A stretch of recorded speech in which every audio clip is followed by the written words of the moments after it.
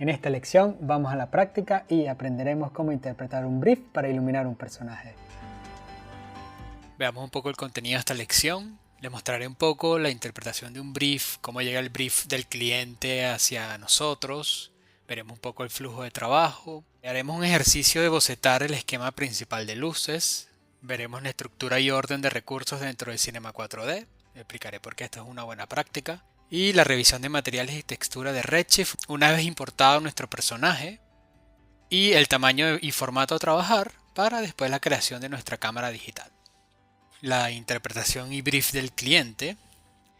Esto es más o menos como nos llega a nosotros el brief. Esto es un brief ficticio que creamos, muy adaptado a lo que es un brief real. Tenemos un cliente que es una cadena de helados. Tenemos una solicitud que es crear y desarrollar un personaje simpático, agradable e infantil que personifique su más reciente producto, unos conos de helados de 3 sabores, donde este invita al consumo y sea la imagen para el lanzamiento de este producto. Acá tenemos los aspectos claves de ya cómo va a ser la personalidad de este personaje. Va a ser un personaje agradable, simpático, un cono de helado de 3 sabores. ¿Dónde vamos a ver esto? En medios de canales digitales, impreso, por lo tanto es una pieza fija, no es una animación. Y por último, ¿qué característica va a tener esta pieza? ¿Cuál es su ficha técnica? Van a ser 3 imágenes con distintos encuadres de cámara a un tamaño de 4096 x 4096 píxeles. De esta pieza master se desarrollarán otros distintos tipos de pieza para la campaña de lanzamiento en sus distintos canales. Conozcamos ahora a nuestro personaje. Nuestro cono de helado con 3 sabores, que se llama Meltilado, y este personaje ha sido desarrollado por nuestros amigos de Morkwork. Les muestro un poco el trabajo de Morkwork. Son unos grandes amigos de nosotros, son unos chicos, unos ilustradores que están en España, que son muy buenos en su trabajo, en lo que hacen. Tienen trabajos para clientes como McDonald's, tienen una cuenta de Instagram muy activa donde podemos ver sus creaciones. Tienen un estilo de ilustración que me gusta mucho, es muy fresco, muy amigable, muy empático. Hemos tenido la oportunidad de trabajar en proyectos súper buenos. Entonces tenemos ya nuestro personaje, esta es nuestra presentación. Vemos las características principales. Es un cono de helado de 3 sabores. Ya hay una intención de iluminación y la ilustración creada por los chicos de Morkwork. Ya podemos ver su anatomía, cómo está compuesto, en fin.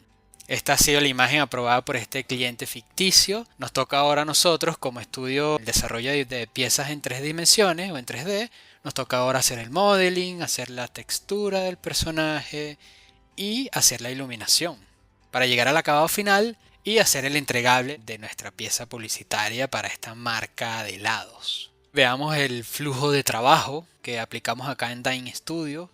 Una recomendación que te doy siempre es que seas lo más organizado y óptimo posible en tu trabajo.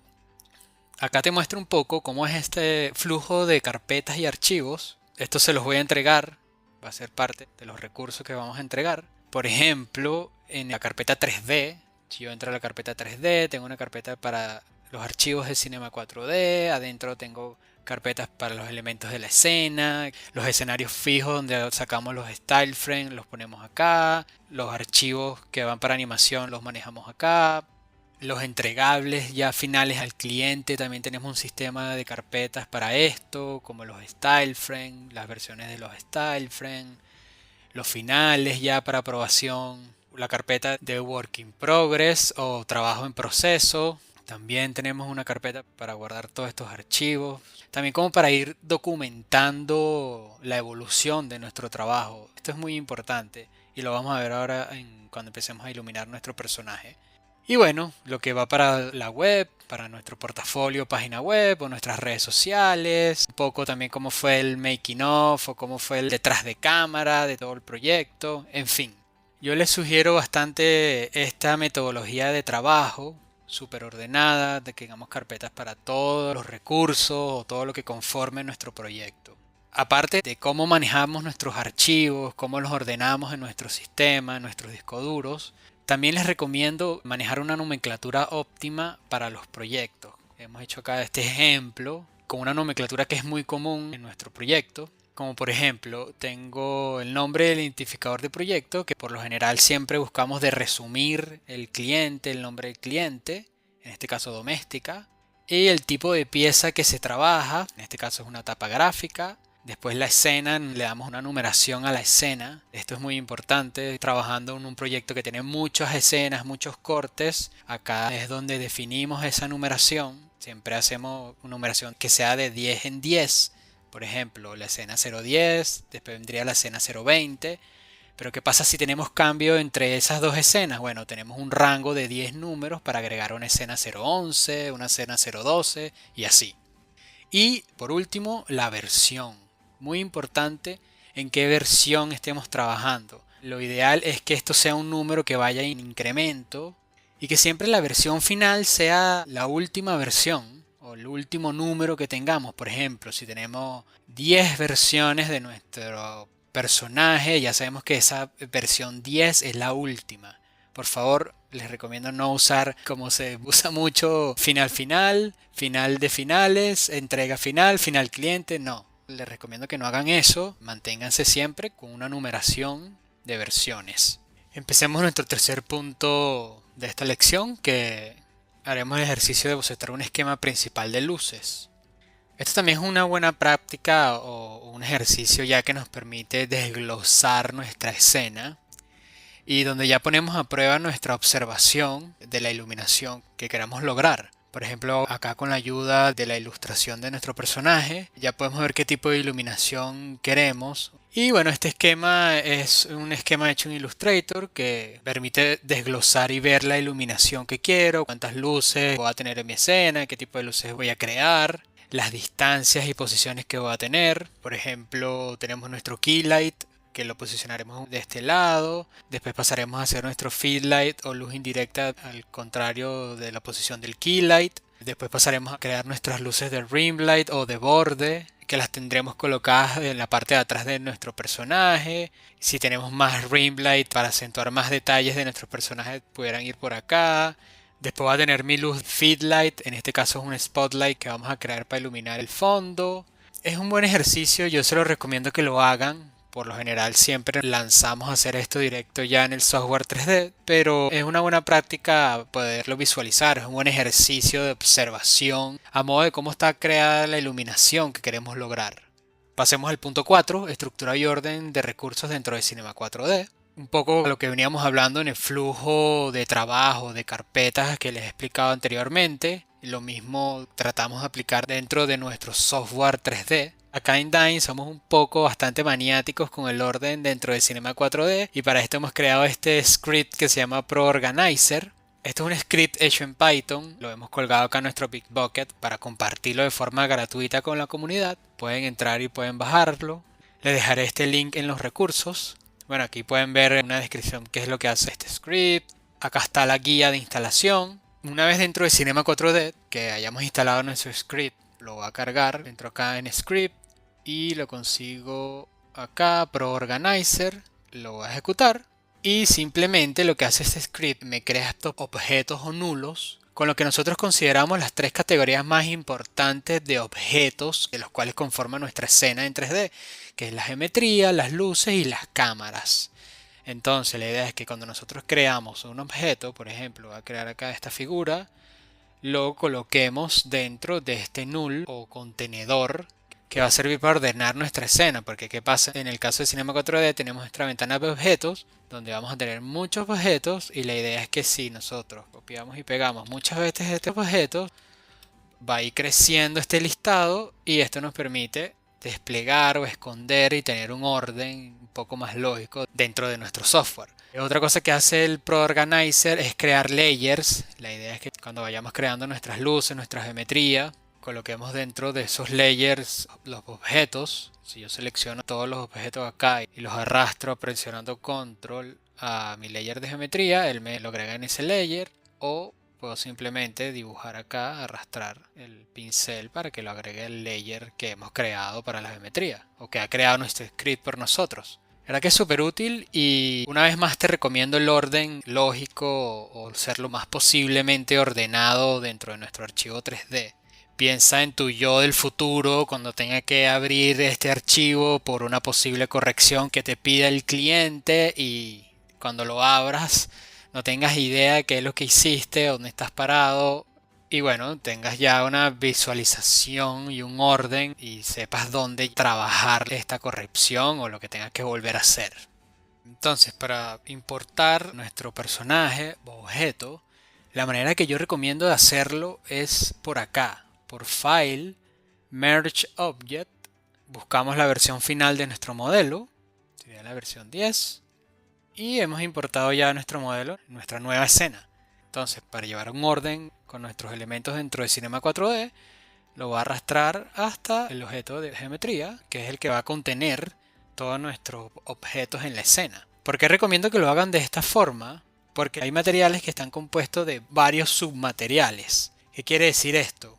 Que por ejemplo, si yo me voy a la cabeza 1, que es la cabeza de vainilla, entro a la cabeza de vainilla, esta es la ventana de nodos para la creación de materiales en Redshift, y la cabeza 1, por ejemplo, está mezclado con varios materiales. Esto es un material master que adentro tiene varios materiales y se mezclan acá. Y a veces cuando copiamos y pegamos de otra escena, este vínculo con los submateriales que tenemos se pierde acá. Y nos dan errores, hay errores en el texturizado del personaje y es muy común que esto suceda. Yo les recomiendo que lo hagan de esta forma. Ya teniendo nuestro objeto importado en la escena, con todos los materiales, pasemos a lo siguiente.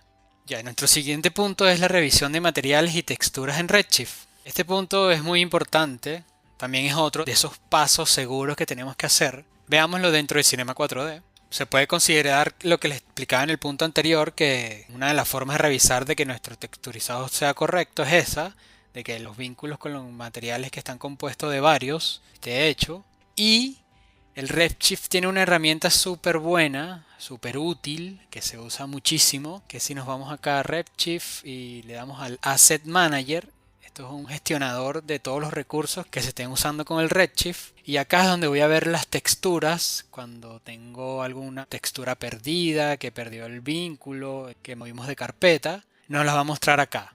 Hagamos un ejemplo rápido. Si yo hago un material cualquiera, y a este material yo le arrastro cualquier textura, puedo arrastrar las texturas acá directamente. Y por ejemplo la usamos en nuestro canal de diffuse, de color. Yo tengo mi textura acá. Si yo abro el Asset Manager, ya veo esta textura acá que acabo de lanzar. Y ahora ¿qué pasa? Si yo muevo esta textura de esta ruta, la muevo hacia otra parte de un disco duro o movemos nuestro archivo hacia otro lado, este vínculo se pierde, se rompe. ¿Y qué es lo que hace el Redshift Asset Manager? Me dice, mira, tengo una textura perdida, me la muestra con esta X como para que la vuelvas a conectar. Esto es súper útil cuando tenemos muchísimas texturas en nuestra escena, que tengamos iluminación también con textura, que lo veremos más adelante, todo nos va a aparecer acá. Por ejemplo, aquí tengo un material que tiene la textura de la ilustración del meltilado, lo puedo ver acá también, y desde acá mismo podemos volver a relinkear nuestro archivo, nuestra textura, dándole clic derecho. Muy útil esto del Redshift Asset Manager. Ahora veamos el tamaño y formato a trabajar. Si se recuerdan, en la ficha técnica del brief ya tendríamos un formato a trabajar. Esto lo vemos en la ventana de los settings de render dentro de Cinema 4D. Una vez dentro de Cinema, esa ventana de render la podemos localizar acá en estos iconos, solo que está muy pequeño. He puesto esta interfase de esta forma para que tengamos más espacio de ver el Redshift Render View y las vistas de nuestra escena. Si le doy acá a esta claqueta con este símbolo de engranaje, entro a los render settings de mi archivo y aquí es donde voy a definir el tamaño, cuántos cuadros de animación quiero, cuántos cuadros por segundo quiero, en fin. Acá va a definir un formato cuadrado que para fines de esta lección lo haremos a este tamaño, que va a tener 1280 píxeles de altura por 1280 píxeles de ancho. Veamos que aquí cambió. Y ya hemos definido lo que es el tamaño de nuestro formato. Voy a clicar acá que me mantenga la proporción. Si por ejemplo necesitamos que esta imagen tenga el mismo formato pero sea más grande, lo puedo agarrar y le puedo decir acá que lo multiplique por 2 este valor y lo va a multiplicar en ambos campos. O lo puedo dividir entre 2 y vuelvo al tamaño establecido para esta lección. Creación de cámara digital. Muy importante que hayamos definido en la lección anterior el formato, porque ya teniendo el formato podemos pasar a lo que es la creación de la cámara o el encuadre que queremos para nuestro arte. Vayamos a Cinema 4D. Voy a mi vista de perspectiva. Más o menos siempre lo hago de esta forma. Selecciono algún punto que me sirva de ancla para crear el encuadre que quiero. Siempre es importante que tengamos abierto nuestro arte, como para ver qué tipo de encuadre queremos. Esto es un encuadre que queremos que más o menos iría por acá. Y una vez que tengamos esto ya definido en nuestro viewport, o en nuestra ventana de perspectiva, le doy al botón del icono de crear cámara. Creo mi cámara, él la crea en la posición que está viendo la ventana de perspectiva. La coloco en nuestro contenedor de cámaras. Y cuando la activo, ya tengo mi cámara que está puesta de esta forma. Segundo paso es definir qué tipo de lente queremos usar. Por ejemplo, la distancia focal desde la cámara por defecto viene en 36. Por lo general para este tipo de pieza lo que uso siempre es un lente de 50 milímetros, ya que es un lente que no me va a deformar la imagen, no me va a deformar los bordes, no es un gran angular. Y lo voy posicionando ya al encuadre en referencia a lo que es el arte creado. Un poco por acá. Y ya tenemos nuestra cámara. Tenemos nuestra cámara creada. Aquí la vemos en las 4 vistas de nuestra escena. Muy importante. Y una vez creada esta cámara, ¿qué pasa a nivel de composición cuando creamos nuestra cámara? Cinema 4D tiene unas herramientas súper útiles. Si selecciono la cámara, me voy a composición. Y en composición activo estas guías de ayuda para la composición. Si yo le doy a grid, me muestra una grilla con la ley de los tercios, muy usada para nivel de composición, para que estructuremos y organicemos la imagen. Posicionamos hacia dónde queremos guiar el ojo de nuestro espectador. Y bueno, por lo general siempre van los ojos en esta línea. Esto es una ley, esto lo podemos romper a nuestro gusto. Esto es una ayuda bastante útil a la hora de crear nuestra cámara porque nos permite, en base a reglas, grids, en este caso, la ley de los tercios, tener ya el encuadre o la angulación de cámara que buscamos para transmitir o expresar lo que queremos en la imagen. Por ejemplo, si yo activo acá diagonal, tengo las diagonales también como para ver qué tipo de rotación va a tener la cámara. Esto se llama crosshair, que son las marcas donde están los centros de nuestro formato, ¿vale? La mitad de la altura y el ancho. Y otra cosa súper útil que nos ofrece la ventana o el viewport de Cinema, o lo que nosotros hacemos mucho también, como para enfocarnos más en lo que es el tamaño de nuestro formato, simplemente vamos a opciones, a configuración, y en la configuración de nuestra ventana de perspectiva de la cámara, vamos a donde dice View, y en View, si se fijan acá, ya que nuestro formato es cuadrado, esto excedente en la toma no lo estamos viendo. Nuestro campo visual es este cuadrado. Y lo que hacemos nosotros mucho es subir la opacidad como para aislar o no ver lo que no nos interesa ver en la imagen. Subimos un poco la opacidad de esto y nos permite ya enfocarnos en lo que es el tamaño y nuestro formato y nuestro encuadre a trabajar. Y ahora que tenemos nuestra escena preparada, en la siguiente lección aplicaremos nuestras luces.